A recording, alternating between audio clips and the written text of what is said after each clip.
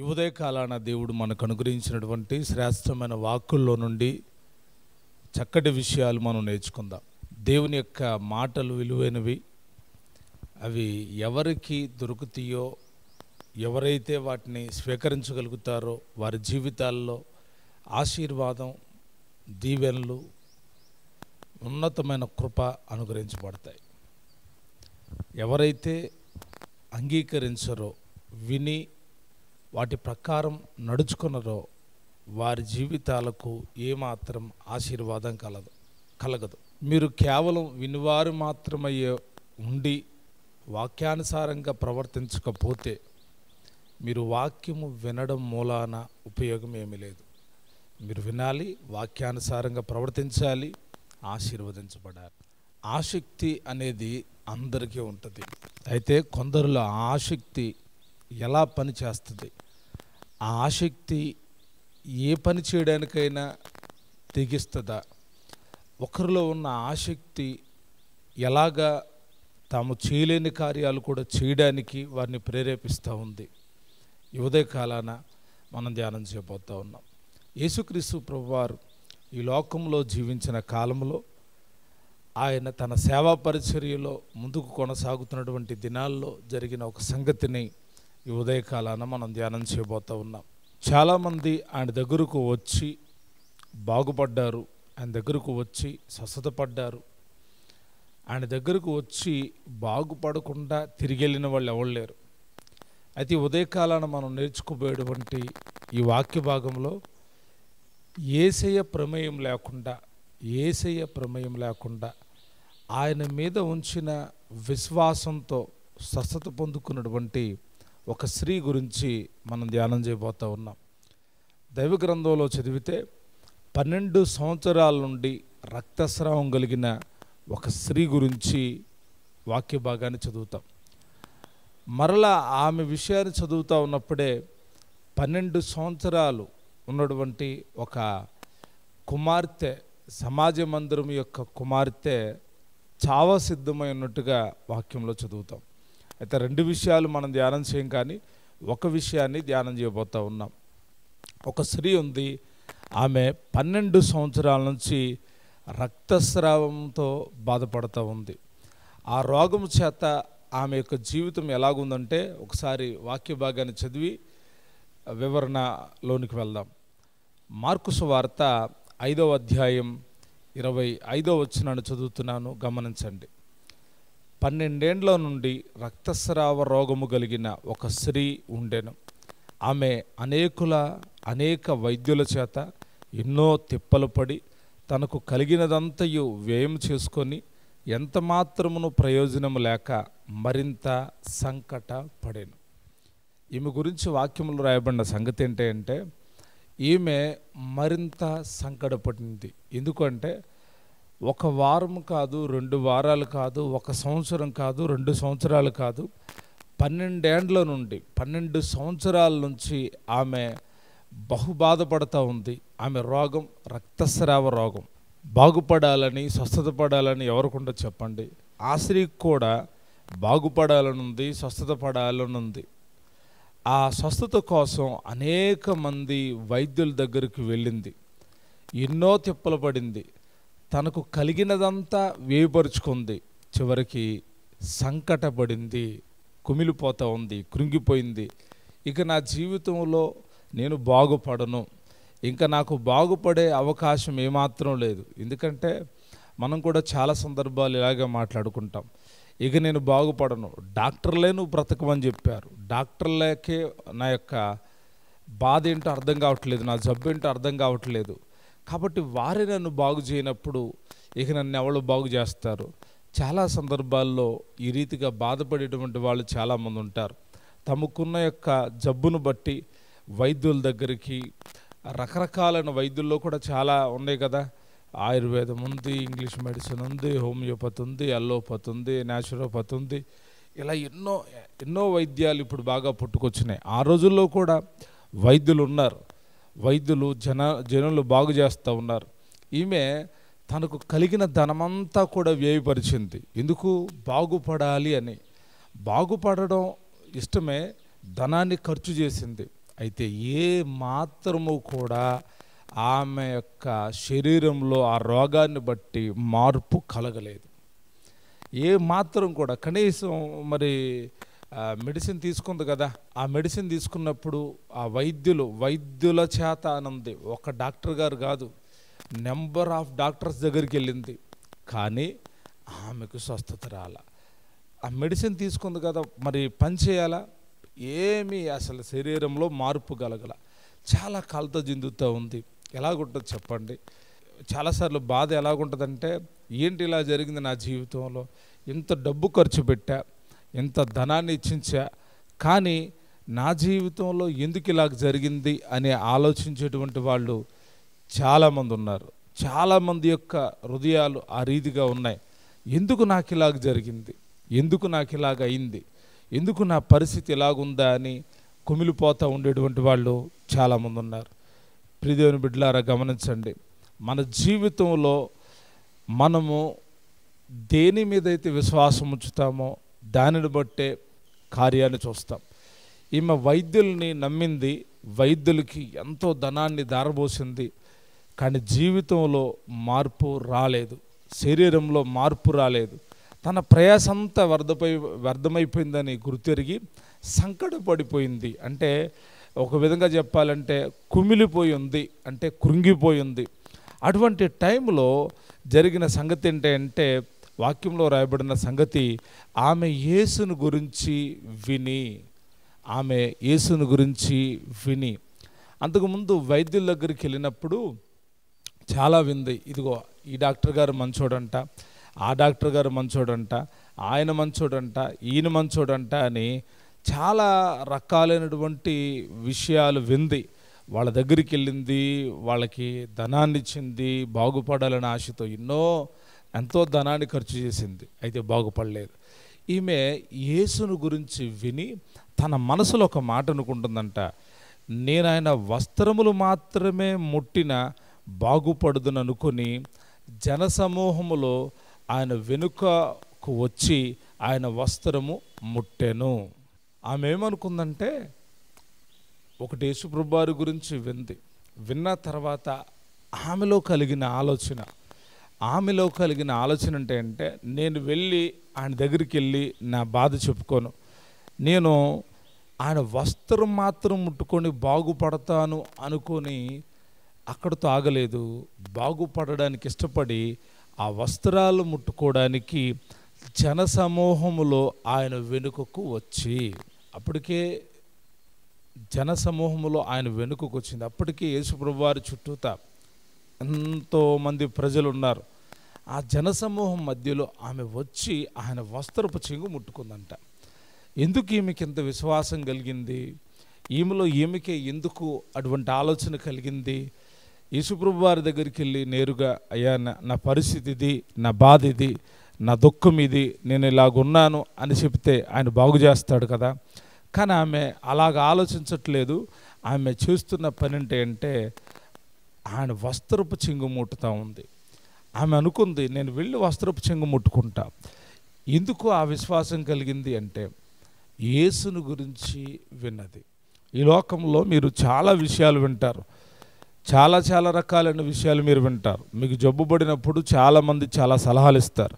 పలానా డాక్టర్ గారు మంచోడండి, పలానా డాక్టర్ గారు మంచోడు, పలానా వైద్యం మంచిది, పలానా చోట పలానా వాళ్ళు ఉన్నారు, పలానా చోట పలానా, ఇలా చాలా వాటిని మీరు వింటారు.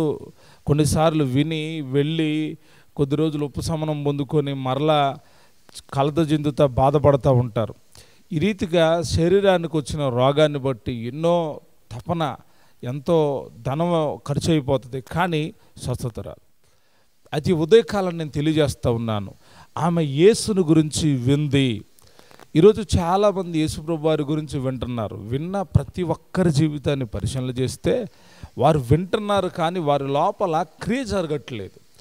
ఈమె చేస్తున్న పని అంటే యేసుప్రభువు వారి గురించి విని ఆమె చేస్తున్న పని, నేను యేసుప్రభువు వారి యొక్క వస్త్రపు చెంగు ముడతాను అనుకుంటుంది. వినడం వల్ల ఏమంత ఉపయోగం ఉండదు. ఆ వినిన దాన్ని బట్టి నీవు ఆచరించడం మూలాన, వినిన దాన్ని బట్టి నీవు నడుచుకోవడం మూలాన గొప్ప మేలులు పొందుతావు. ఈమె విని అడుగులేయడం మొదలుపెట్టింది. చాలామంది చాలా సంవత్సరాల నుంచి యేసుప్రభు వారి గురించి వింటారు, కానీ వారి జీవితాల్లో నేటికి స్వస్థత లేదు, ఆరోగ్యం కలగట్లేదు. ఎన్నో మెడిసిన్స్ వాడుతూ ఉన్నారు, ఎంతో వైద్యం జరుగుతూ ఉంది, బలహీన పడుతూ ఉన్నారు. కారణం ఏంటంటే నేను అంటాను, యేసు ప్రభువారి గురించి వినకపోవడం మూలానే. ఈరోజు చాలామంది పలానా పాస్టర్ గారి దగ్గరికి వెళ్తే స్వస్థత జరుగుతుందంటండి, పలానా తోటలోకి వెళ్తే స్వస్థత జరుగుతుందంట, ఆ నీళ్లు తాగితే స్వస్థత అంట, ఆ మట్టి తింటే స్వస్థత అంట, ఆ నూనె తాగితే స్వస్థత అంటండి, లేకపోతే కర్చీఫ్ వేసుకుంటే స్వస్థత అంటండి. ఈ రీతిగా ఆలోచించి ఎక్కడెక్కడికో తిరుగుతూ ఉన్నారు. నేను ఒక్క విషయాన్ని మీకు చెప్తా ఉన్నాను. ఈరోజు యేసుక్రీస్తు ప్రభువారు ఆ రోజు ప్రజలకు సమీపంగా ఉన్నట్టుగానే పరిశుద్ధాత్మ దేవుడు మీకు సమీపంగా ఉన్నాడు, యేసయ్య సమీపంగా ఉన్నాడు. అయితే మీరు ఆయన మాటలు వింటున్నారా? ఆయన మాటలు వినట్లేదు. ఎందుకంటే యేసయ్య చెప్పిన మాటలు స్పష్టంగా మీరు వినగలిగితే తప్పకుండా స్వస్థత, ఆరోగ్యం కలుగుతుంది. కానీ వినం కదా. ఎందుకని వినమంటే మనకొక థాటింగ్ ఉంది.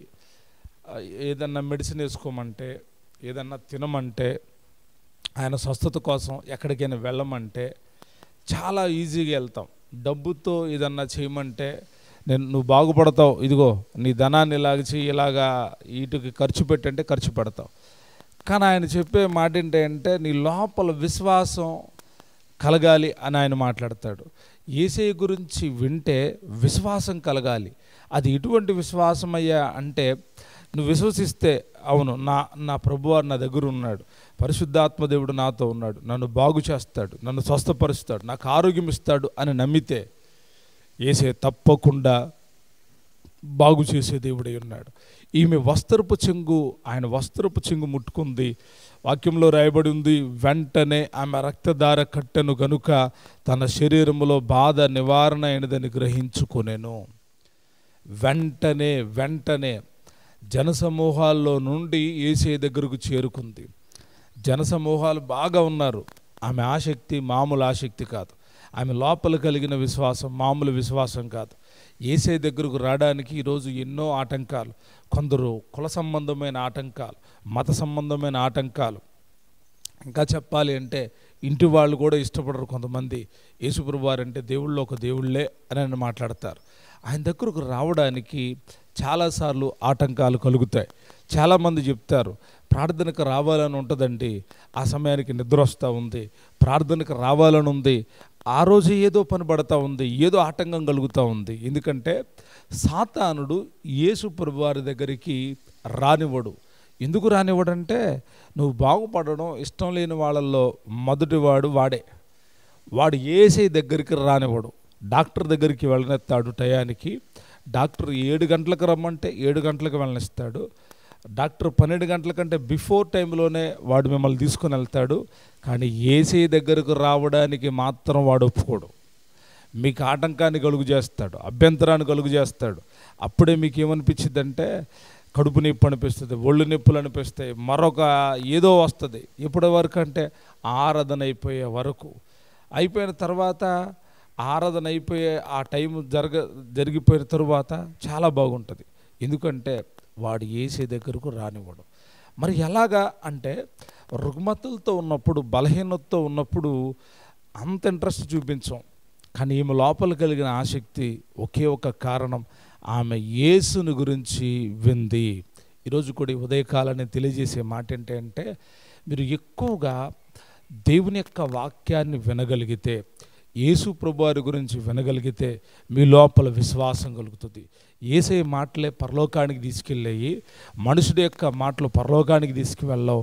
నువ్వు పరలోకానికి వెళ్ళడానికి తీసుకుని పోయే మాటలు యేసు ప్రభువారి మాటలే. మనుషుల మాటలు అయితే మిమ్మల్ని ఇక్కడే ఉంచుతాయి, నా మాటలైనా మిమ్మల్ని ఇక్కడే ఉంచుతాయి. కానీ మీరు యేసు ప్రభువారి గురించి వింటే మీ ఆసక్తిని చూసి అనేకులు ప్రేరేపించబడతారు. ఈమె గురించి ఎందుకు సాక్ష్యార్థంగా యేసు ప్రభువారు రాసి పెట్టాడంటే, ఆమె వెళ్ళి వస్త్రపు చింగు ముట్టిన తర్వాత ఆయన గ్రహించింది ఏంటంటే, ఆమె విశ్వాసము ఆయన ప్రభావాన్ని తీసుకున్న విషయాన్ని ఆయన గ్రహించాడు. ఆయన గ్రహించి ఎవరో నన్ను ముట్టుకున్నారని శిష్యులను అడుగుతున్నాడు.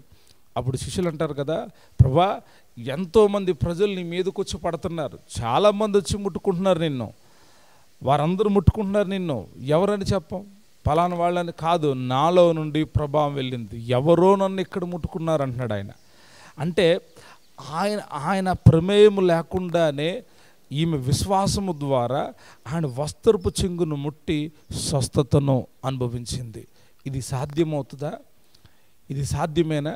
నిజంగా సాధ్యమైంది కనుకే పరిశుద్ధాత్మ దేవుడు ఈ మాటలు రాసిపెట్టాడు. మనము నిజంగా దేవుడి మీద విశ్వాసం ఉంచి నీవు ఉన్న చోటే మోకరించగలిగితే ప్రభు నీ వ్యాధి నుండి, బాధ నుండి నీకు స్వస్థత, నివారణ కలుగు చేస్తాడు. మనం అలాగ ఇష్టపడట్లేదే, మనం అలాగ ప్రార్థించట్లేదే, మనం అలాగా ప్రభువుని అడగట్లేదే. ప్రభు నన్ను తాకు అంటే ఆయన బలమైన హస్తం నిన్ను తాకుతుంది. ఎక్కడ? నీవున్న చోటే ఆయన కృప నిన్ను ఆవరిస్తుంది, ఆయన యొక్క శక్తి నిన్ను ఆవరిస్తుంది. ఎందుకంటే ఘనత ప్రభావాలు ఆయన సన్నిధిలో ఉన్నాయి. ఆయన దగ్గరకు వస్తే నువ్వు ఆయన సన్నిధిలో మోకరించగలిగితే, నువ్వు ఉన్న చోటే మోకరించు, ఆయన నిన్ను బాగు చేస్తాడు. ఈ ఉదయకాలని చెప్పే సంగతి యేసయ్య అంటున్నాడు, ఎవరో నన్ను ముట్టారు, అంతమంది ముట్టినా నాకేం కాలేదు, కానీ ఒకరు నన్ను ముట్టారు, ఆ ఒకరిగా నీవు ఉండాలని ప్రభువు కోరుకుంటున్నాడు. ఆమేన్. ఆ ఒక్కరిగా మీరుండాలని ప్రభువు కోరుకుంటున్నారు. ఎందుకంటే ఆ ఒక్కటి యేసయ్యను తాకగలిగిందంటే ఈరోజు నీవు తాకాలి ప్రభుని, నీ మనసు యేసయ్యను తాకాలి. అని చుట్టూతో చూస్తూ ఉంటే ఎవరో నన్ను ముట్టారంటే ఆ స్త్రీ భయపడి వణుకుతా వచ్చి ఆ సంగతి ఆయన ఎదుటకు వచ్చి ఆయన ఎదుట సాగిలపడి తన సంగతంతయు ఆయనతో చెప్పింది. అయ్యా నా పరిస్థితి 12 సంవత్సరాల నుంచి నేను బాధపడుతున్నాను, 12 సంవత్సరాల నుంచి నాకు దుఃఖం కలుగుతుంది, 12 సంవత్సరాల నుంచి నాకు స్వస్థత లేదు, కానీ ఈరోజు నేను బాగుపడ్డాను అని చెప్తే అందుకు ఆయన అన్నాడు, కుమారి నీ విశ్వాసము నిన్ను స్వస్థపరిచెను, సమాధానము గలదానివై పొమ్ము, నీ బాధ నివారణ అయి నీకు స్వస్థత కలుగునుగాక అని ఆమెతో చెప్పాను. ఒక శ్రేష్టమైన వాగ్దానం, సంపూర్ణమైన స్వస్థత యేసయ్య అనుగ్రహించాడు. ఆయన బాగు చేసిన తర్వాత ఇంకా ఎప్పుడు ఆ పరిస్థితి మరలా రాదు. ఆయన బాగు చేశాడా, ఆ జబ్బు పోయింది అంతే. ఇంకొక జబ్బు అవుతుందేమో తెలియదు, కానీ ఆమె రక్తస్రావం కలిగిన ఆ జబ్బులో ఉంది, ఆమెకు స్వస్థత కలిగింది. ఆమెతో అంటున్నాడు, నీకు సమాధానం కలుగుతూ ఉంది. నిజమే, రోగము మనలో సమాధానం లేకుండా చేస్తుంది, రోగం మనలో సంతోషం లేకుండా చేస్తుంది, రోగము మనకు బాధను కలుగు చేస్తుంది. రోగం మనలో ఉన్నంత కాలం ఆనందంగా ఉండలేం. రోగం మనలో ఉంటే హ్యాపీనెస్ మనలో ఉండదు. ఏ కుటుంబంలో రోగం కలిగిన వాళ్ళు ఉంటారో, రోగగ్రస్తులు ఉంటారో, వారిని బట్టి ఆ కుటుంబం అంతా కలత చెందుతూ ఉంటుంది. అయ్యో ఈ రోగం పోతే బాగుండు, ఈ జబ్బు పోతే బాగుండు అనుకుంటారు. అయితే ఈ ఉదయకాలంలో ఒక మంచి సందేశం, నా యేసయ్య స్వస్థపరిచే దేవుడై ఉన్నాడు. ఆయన గాయాల్లో స్వస్థత ఉంది, ఆయన రక్తంలో స్వస్థత ఉంది. ఆయన నువ్వు వేడుకోగలిగితే పరమందు చూస్తున్న నా ప్రభు పరిశుద్ధాత్మ శక్తి ద్వారా నిన్ను తాకి నిన్ను బాగు చేయగలడు అని ధైర్యంగా చెప్తా ఉన్నాను. నువ్వు వేడుకోగలవా? నువ్వు ఆయన దగ్గరికి రాగలవా? ఆయన సన్నిధిలో మోకరించగలవా? ఆయన దగ్గర నీ బాధంతా వ్యక్తం చేయగలవా? ఆయనకు వ్యక్తం చేసి వెనుతిరిగి స్వస్థత లేకుండా వెళ్ళిన వాళ్ళు ఎవరు లేరు. ఈ రక్తస్రావం కలిగిన 12 సంవత్సరాలు వైద్యుల మాటింది, ఇరుగు పొరుగు వాళ్ళ మాటింది, అప్పుడు స్వస్థత రాలా. కానీ యేసుని గురించి విన్న తర్వాత అద్భుతమైన స్వస్థత పొందుకుంది. ప్రియ దేవుని బిడ్డలారా గమనించండి, మన కొరకు దేవుడు దాచి ఉంచిన మేలులు ఎన్నో గొప్పవి. ఈ లోకంలో మనం జీవించినప్పుడు మన శరీరానికి ఎన్నో రుగ్మతలు కలుగుతాయి, రోగాలు కలుగుతాయి. వాటన్నిటి నుంచి యేసయ్య విడిపించగలడు. యేసయ్య మాత్రమే విడిపించగలడు. మరి పాస్టర్ గారి దగ్గరికి వెళ్తే పాస్టర్ గారు ప్రార్థన చేస్తాడు. ఏ పాస్టర్ గారైనా ప్రార్థన చేసేవాడు మాత్రమే. మరి బాగు చేసేది యేసు ప్రభువారు మాత్రమే, స్వస్థపరిచేది యేసు ప్రభువారు మాత్రమే. పాస్టర్ గారి దగ్గరకు వస్తేనే జరుగుతుందంటే నేనంట కొన్నిసార్లు దైవజనుడి దగ్గరకు రావాలి.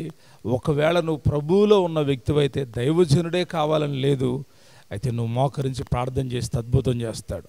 ఒకవేళ అలా జరగకపోతే నీ దైవజనుడిని పిలిపించి ఆ దైవజనుడి చేత ప్రార్థన చేయించుకో. దేవుడు నిన్ను బాగు చేస్తాడు, దేవుడు నిన్ను స్వస్థపరుస్తాడు, యేసే నీకు ఆరోగ్యాన్ని కలుగు చేస్తాడు. ప్రియదేవుని బిడ్డలారా, యేసుని గురించి వినండి, యేసే దగ్గరకు వెళ్ళండి, యేసేతో నడవండి, యేసేతో జీవించండి. ఆయుష్, ఆరోగ్యము, క్షేమం యేసేలో ఉన్నాయి. అవన్నీ దేవుడు మీ అందరికీ దయచేయునుగాక. ఈ మాటల ద్వారా మీరు బలపరచబడి ఒకరినొకరు పురుకొల్పబడి ప్రభువులో ముందు కొనసాగుదురుగాక. దేవుడు మిమ్మల్ని నిండారుగా దీవించి ఆయన రాకడ కొరకు సిద్ధపరచునుగాక.